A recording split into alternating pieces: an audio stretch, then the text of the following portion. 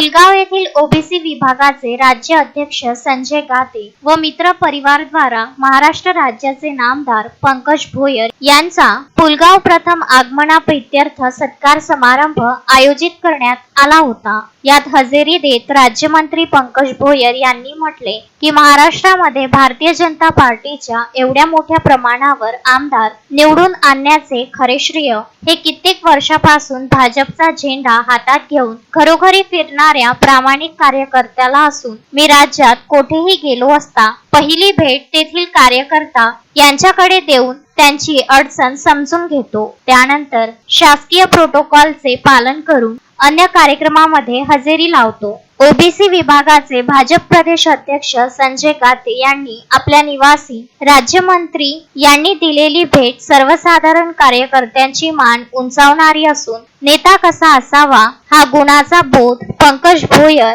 यांच्याकडून अन्य सर्वांनी शिकण्यासारखे आहे। या प्रसंगी आमदार राजेश बकाणे यांनी सुद्धा उपस्थित कार्यकर्ता मंडळींना संबोधित केले। मंचावर मंत्री पंकज भोयर, आमदार बकाणे, संजय गाते, जिल्हा अध्यक्ष सुनील गफाट, नरसिंह जाधव, प्रशांत डफडे, मंगेश झाडे, अविनाश भोपे, मंजू बत्रा, प्रशांत इंगोले, शिल्पा चौहान, माधुरी इंगळे, अली असगार सैफी, गणेश एदबान, अरविंद भार्गव आदी अनेक मान्यवर उपस्थित होते। कार्यक्रमाचे संचालन मंगेश झाडे यांनी तर आभार रिचर्ड क्रॉसने मानले।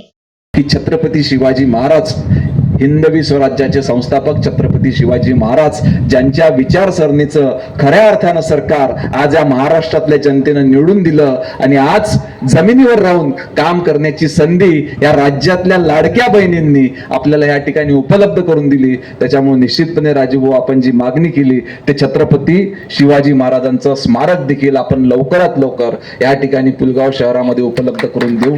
आज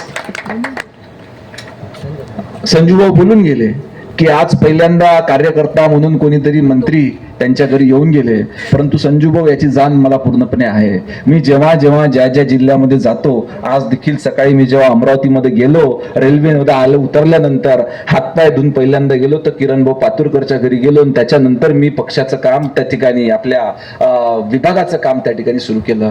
अश्विन शहा, विदर्भ न्यूज, पुलगाव।